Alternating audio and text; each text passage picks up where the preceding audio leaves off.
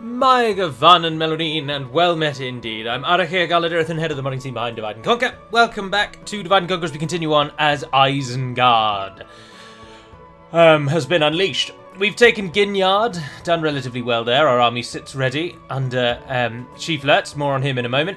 Offa is currently standing outside, ready to attack us, and he's looking a little unhappy, isn't he? He's been squeezed into that chainmail. And Saruman waiting on the west, hoping that Enedwaith and Dunland will kill each other in their attempts to take Bregnas, and we'll swoop in and mop it up afterwards. I believe we're at an end turn, where we're almost certainly going to be attacked by Rohan, but we can end turn nevertheless. I've already pressed the end turn. Perfect. End turn. And there we have nothing. They've gone for Ugluk. What? Why have you done that? Oh well, interesting choice. Thank you to all of those who commented regarding the Ered Luin script. There were some interesting ideas and takes on the way that that's been sort of programmed into the game, and we'll take those forward. I'm sure some changes will come. Chief amongst them, people are hoping to see more of a reward for actually taking the rings. And indeed, more of a reward for not taking the rings.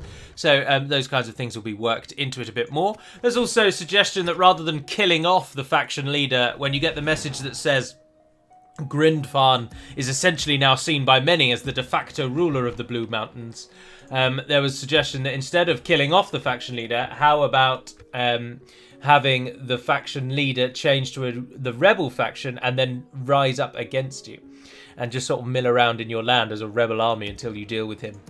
And I think that's something cool. That's something to look into. These are just all ideas at the moment. Not all of them will, of course, happen. They are doing that. I just saw that we got some money coming. Do we want to use that on a building, or do we want to? How much money are we actually making? About 2,000. I'm thinking if we do train those two, because they'll get free upkeep in Isengard. Remember, we get like 9 free upkeep in Isengard or something. It's ridiculous. It's half the settlement could be free, so we can prepare our next army. That's all I'm thinking. Ugluk can keep tempting fate. There we are. We don't own the rest up there, do we? No. And there's no real point going into the forest. We do not want to go into the forest. So we. What are we going to do? Actually, we can't just sit here and do nothing. We should probably. We just can't risk. It will be an honor. If Offa, we don't really want to fight Offa out in the field because he'll best us with his cavalry. What should we do? What should we do? We've got a few underutilized units. It's just that if we move on Helm's Deep, Offa will absolutely move with us. And he will come and assist the garrison. We'll give it another turn and see what happens. There we are. Thank you. Goodness. Now our Ugluk is out. It's caught outside the settlement. That was very silly what we've done there, but it's alright. It's alright. It matters not. I should have tested this to make sure the microphone's recording, because NVIDIA just updated.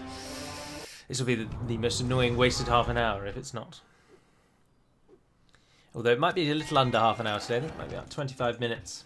Eisenrun has built a building, but we are losing money through the unfortunate siege, and it looks like they are chasing Ugluk down, which is disappointing. Come on! So, for safety, Ugluk, if you just sort of hang around the borders of Fangorn.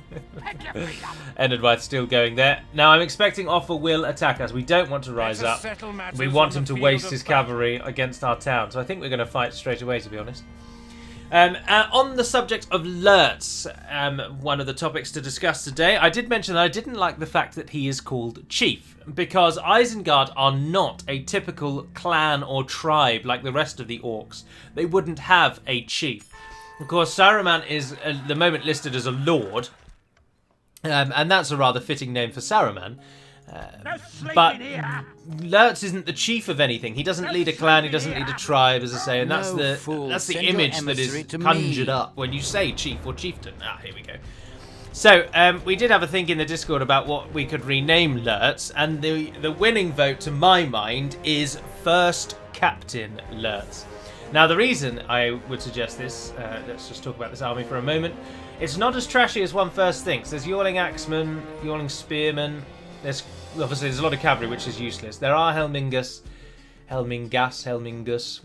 There are a couple of Yawling Militia there. I mean, it's still relatively low part, and the cavalry will count for nothing, so we have a huge advantage. But Tolkien is really fond of calling leaders of small battalions, or even whole armies, captains. Even from the highest, the very tippity-top generals, such as the Witch King of Angmar is known at times as the captain, all the way down to, I believe he calls... Oh, I can't remember the orc's name. But the orcs that, of course, catch up with the Uruk-hai, with Merry and Pippin, and when they've been captured after Amun-Hen. They're led by a captain, I believe. Memory serves. Tolkien is just fond of captain as his go-to. You're a leader of something, so you are the captain. And so Lurtz, in my mind, therefore, one could describe him as the first among many captains, i.e. the chief captain, the top captain. And so I quite like that name, and so that's probably what's going to be the name. So it'll be First Captain Lurtz, and then if he dies or becomes Lord Lurtz, then it'll be First Captain whoever else can take his place. There we are, get all those look ready. Right, our own cavalry, just like their cavalry, will not be of any use to us. So if we can get them outside and then bugger off somewhere, and then we'll move everyone else once the battle starts. So we'll give it a pause. Right, so off you go. You guys just go outside. That used to be a cracking TV show on when I was a child. Come outside with about a lady and a dog. Oh, such times. They used to fly. They used to fly. She was a qualified pilot in the show. Interesting fact for you as well, if you're a fan of the two Ronnies, or just one of the Ronnies, she's the same actress from Open All Hours. And I don't know her name, but she's entertaining in that, and she's entertaining in Come Outside. Right. Pikemen, you're going to form the front line of the wall. Do we have anyone that goes into shield wall? No, we do not. So, spears. No, we don't want to put spears on that side. That's where we're going to put the flanking units. So, you guys go like that. And then anything that does a large sort of attack, like the Uruk-Grievers, give yourself a bit of space so that you can run into the enemy. The enemy does have some archers, so they are going to shoot us. That's all right. We've come to expect this from them. We aren't going to be able to flank them very well here because this is a very small space in which we are fighting. But we'll basically just pad the door with them. Right, have I told you all to move? No, you haven't been told to move, so you come and stand over there as well. Excuse me, sorry. Normally mute it for things like that now. So thank you to all those that commented on Ered Luin. Ered Luin will likely undergo some changes. Of course they will. This is an absolute first draft. So that's very good. Secondly, to mark, if we come away from the mod for a moment and talk about the channel, we've recently hit 40,000 subscribers. And in fact, when I'm recording this, I think I'm at 40,400 or something like that. Look, the cavalry's going to come and try and get our cavalry. But that's fine. I'll happily tie up their cavalry with ours and shoot them. I'm going to do something special for the 40,000. I did something special for 15,000, was it? Or 20,000? I can't remember. But anyway, it was a question and answer. And I quite like that because I'm rarely ever featured in the videos. Obviously, I don't feature my face in the videos. So a question and answer gets those of you who have joined since that video to actually see what I look like. But also, since the last one, much has changed. I now live in my own home. We have... Jess and I have our own cat. And we have a bespoke study or game room. I prefer to call it a study, although it sounds a little bit pretentious and obnoxious. But anyway. So I'll do a question and answer, and I'll also show you the space in which I actually do all of this. With the shelving above me, with all my books, and the computer down below. So I'll do something like that for 40,000, probably the weekend after next. So, of course, if I'm going to answer some questions... I'll need those questions before I can answer them. That spear unit. Oh no, there they are. They're moving in. So, if you go into the community tab on the homepage of my channel, the top post from myself, because I think I'm the only person that can post in community tabs. The top post is me asking for your questions. So if you would head there and write all your questions there, so I only have to look in one place, that'd be smashing. I'd welcome that. Right, archers, stop what you're doing because you're wasting yourselves. Also, you guys move over there. and let's pull you down into that gap in front of them. The enemy's ram has breached the gate. Go, go, go, go, go, go, go, go, go. The enemy's through. I'm really not bothered if the Dunlending cavalry dies. It's very replaceable. And at the minute, it's stopping all these horse archers from shooting us, which is good. We'll move it off and get these ones to stop shooting us soon, too. Pikes down! Defensive mode, all of you. Ready to fight. And it's begun.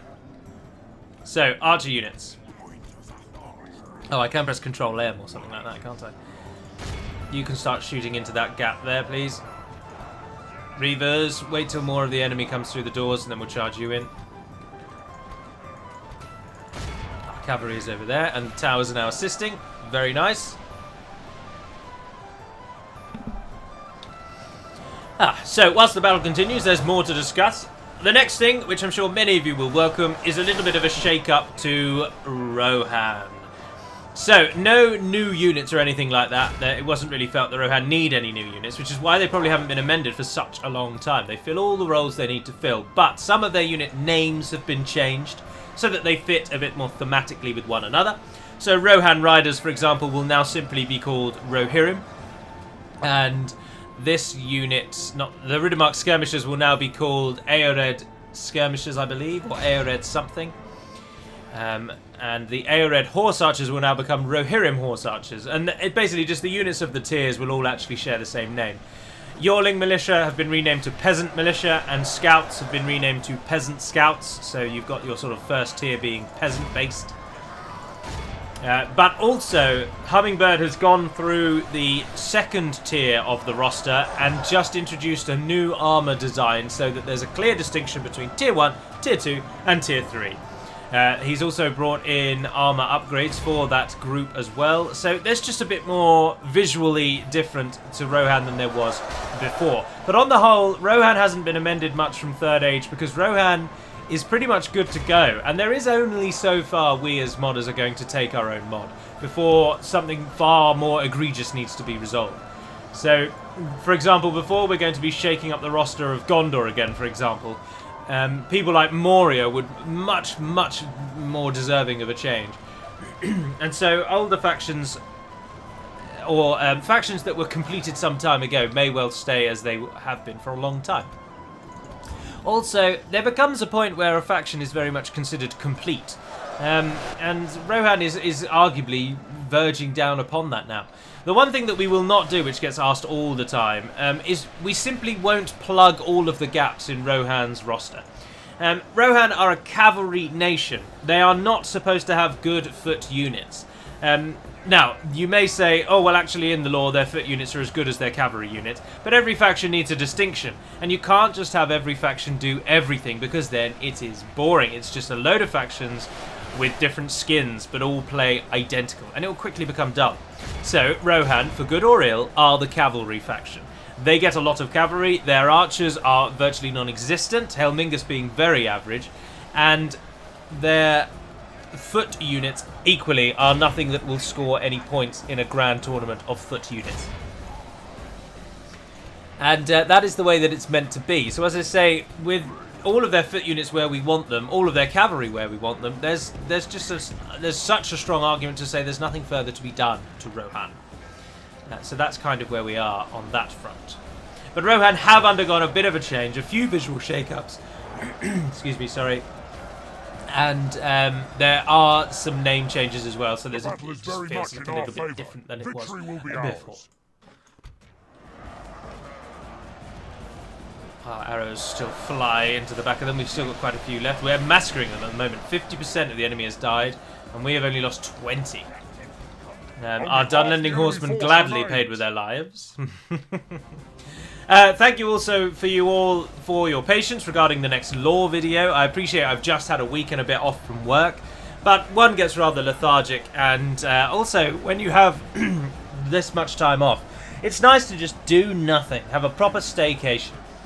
And now that I want to really make the lore videos worthy, and not, I mean, not that I ever thought they were cheap cash grabs or anything like that, But there was always room for improvement in my lore videos, and I didn't want to be just another channel on the internet that just reads a wiki and makes money off of it. I wanted to actually get information from the books, particularly from sources that many of you may not have read, and try and make the lore videos actually pop a little.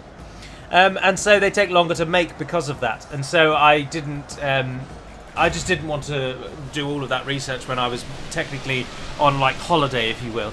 So now that I'm back at work, I usually do the lore video research on my lunch breaks, which I am already doing, because the next lore video is going to be about Isengard. Not Isengard the faction, not that Isengard really is a faction in the book. It's a place, it's a fortress. And the lore video will be about that. I thought it was rather fitting as we're playing as Isengard, and then I will likely do the lore video after that about both the Hornburg and Edoras, or one or the other, depending on how long the video looks like it might turn out to be.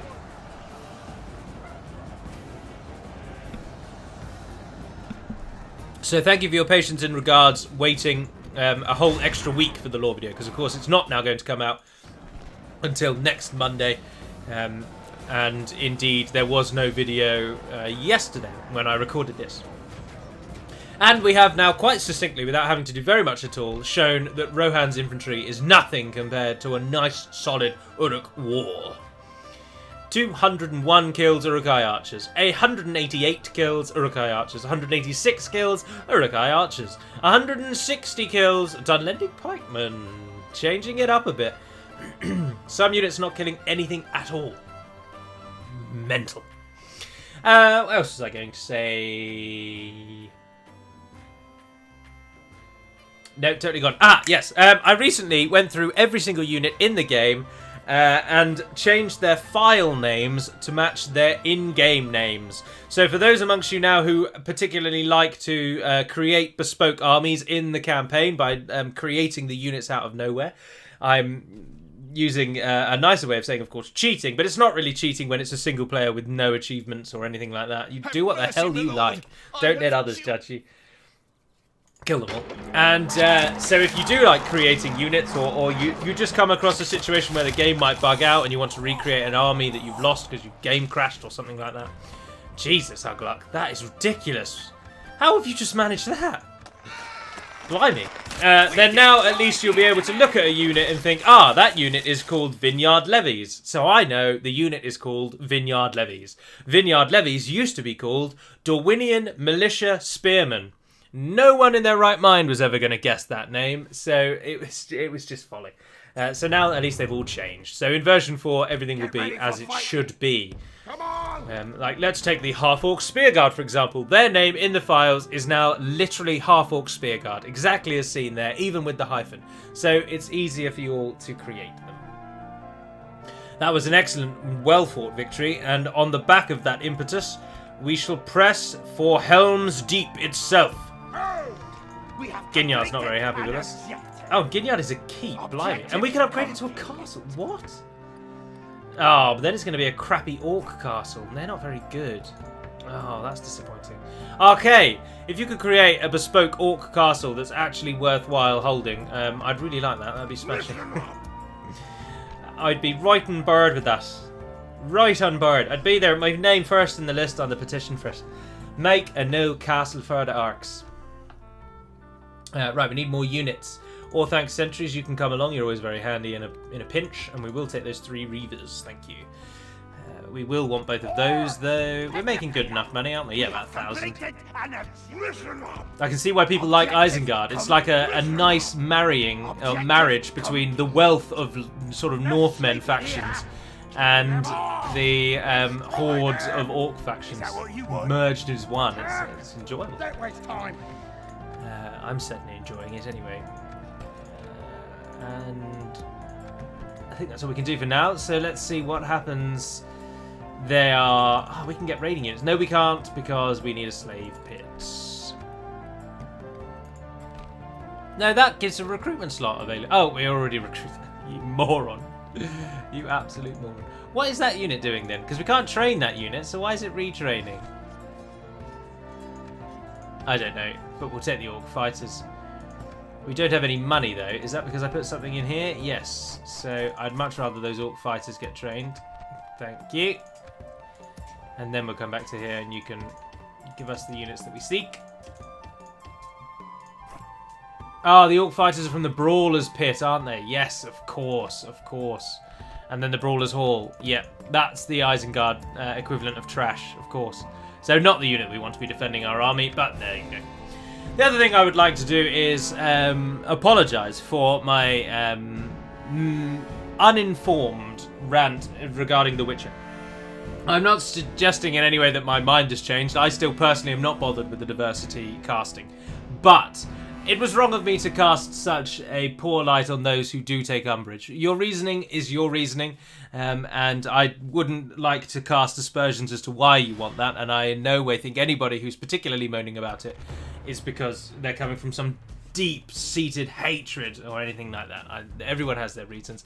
But some of those reasons I think are deserve more exploration than I perhaps did when I started moaning about the diversity casting in The Witcher. So for that, I apologise, and indeed will try my very utmost, as I have, I'm sure I've said before, and then also equally failed to do, to try not to talk of things like that in the channel and keep it on relatively good form and on. What am I looking for? On topic, yes. So keep it the discussion. Oh, Prince Erkenbrand, I'm so sorry to have to kill you, but they've left you out to dry. And to keep the chat just sort of on topic, really, I'll try and do that a little more. Did Saruman actually kill anyone when I did that attack? I don't think he did he? Saruman, get a little army together, then we'll head you over. Apologies for the coughing. Sorry, I've just apologised again. I'm going to do it again. Apologies for the coughing. It's just seasons of the cold, isn't it? And I'm at the back end of a cold. I'm not coming into one. But the cough is the only thing that's really lingering with me. Although I say that, I cough in all of these videos. And I'm getting a lot better at muting the microphone before I do it, so you are not hearing them as much, which is another excellent sign of professional quality in my recording. Previously, I'd just cough into the microphone, sod it. We all cough. And then I watched some other videos and I thought, these people don't cough. And I think, Galu, you could probably do with not coughing too. So I've tried to not do that. The fortress of Rohan is no longer a place of safety. Now the deeping wall is covered by stout defenders ready to repel an enemy onslaught. The Hornburg itself is kept by a strong force of Helmingers. And among the best Rohirrim, I really don't know how to say that word. It's so alien to me. I want to say Helmingers with a sort of silent G almost, but I think it might be Helmingas. Anyway, and among the best Rohirrim men-at-arms, the residents of the mighty Hornburg have found pride in its strength, and the Rohirrim have no will to let it change. It's a bit odd. They will fight to the death if need be to protect the stronghold. The storm is coming close, but the enemy will know the strength of Helm's blood in the strong arms of the Rohirrim. Well, maybe, maybe not. Oh, that's a cracking army. Get ready for fighting. Oh, look, there's a unit sitting in there. So send that one to Foldberg, and then send that one to Ginyard. I'd like us a little bit more. That's good. Saruman of the White. You're going to take all 5 of those units. You're going to nip over and get Bregnas, just as Enedwythe failed to take it again. Oh, actually, do head back in, because you probably will make the army move farther. And then we'll end her turn again. There will, of course, be a proper developer diary in time in relation to Ered Luin, and with the changes that are proposed and the way the campaign is forming there. But it will not be until Ered Luin has had a little bit more put into the actual script itself, and sort of work. No way, that's miles away. Speak of the bloody Blue Mountains and they shall appear. That's ridiculous. I'm never going to get there in the... Doesn't it stay there for 8 turns or something? That's a no way. We might have to wait for it to... In fact, we are. Conscious decision. We're going to wait for it to change. It moves around, I think, 8 times or 10 times, something like that. And then it... if it is not claimed after 8 rotations or 10 rotations, I think, then Sauron just gets it and he spawns. So we've got plenty of time. And ideally we don't want to be sending half our army half a world away to claim the ring when Edoras and the Hornburg are still held by Rohan. So we'll press there. Oh, I've forgotten to move my diplomat. Speaking of forgetting, that's totally unrelated to what I'm about to say. I'm going to end the episode here, I'm afraid, because I have to Get ready for fighting. unfortunately. So I do apologise. It's a few minutes shorter than normal. We have completed And again, I've apologised again. You know, what really gets my goat is when, and I will moan, people always talk about how apologetic the bloody Canadians are, and they totally overlook us Brits. We say sorry for everything. If you're walking down the street on your phone, for example, and you bump into someone, which is 100% your fault, you, under strict British etiquette laws, would then apologise to that person for bumping into them, even though it's your fault. We say sorry for everything, and yet the Canadians have somehow managed to create the illusion that they are the over-apologetic ones. But I say this to you, sirs. Sorry, but no. We're the first that said sorry too much. You damn well get in line. Can't you be famous for something else? In America, aren't Canadians famous for their bacon? Here in England, I would say the thing you Canadians are most famous for, amongst me and the people I know, is maple syrup. That's about it, I'm afraid. And at the moment, a lot of people here have got to use a horribly coarse and crass term. Goodness gracious, Gondor, what are you doing? People have got a huge lady boner for Justin, your Prime Minister. But other than him and maple syrup, you're not really known for too much else, I'm afraid. Apologies if that causes some distress for you. There you go, look, I've apologised again. Totally without even thinking about it. Anyway, I am going to end the episode there, just as whoever this is, Dwin here. The Dwin here. It is, isn't it? Blackroot Vale Archers, yes. Come. Oh, there's the new look for the Blackroot Vale Archers, looking like the units from... what was it called? Conquest. Lord of the Rings Conquest. I don't know where he's going, but we're not at war with them yet, so hopefully not us. But where else is he going? This could really ruin our campaign if he attacks us. That's a sizable army. And Gondor's infantry is a whole nother story to Rohan's infantry. Anyway, on that ominous note, I am going to end the episode. So there will be another Isengard episode after this. So it will be 5 back-to-back. So there's quite a lot if you don't really like it. And then there will be 2 Réponse de Lyonnaise campaigns. If you've not watched the Warhammer 2 videos, I would urge you to give at least one of them a go and see what you think. And if you don't like it, just pop a comment saying, I gave it a go, Galu. I'm just not really down with it. Don't just write it off because it's Warhammer. Just have a go, see if you like it. And if you do, stick with it. If not, go on your merry way. But it's just so you all know it's out there. But for now, and until we speak again, dear friends, thank you very much for all your ongoing support, your constructive criticisms. Many thanks to Castamir Strider for your comments and your, in what is quite a rare form, very respectable replies and comments to my behaviour. But until we speak again, Navarne den Pedemad Melonin, and farewell.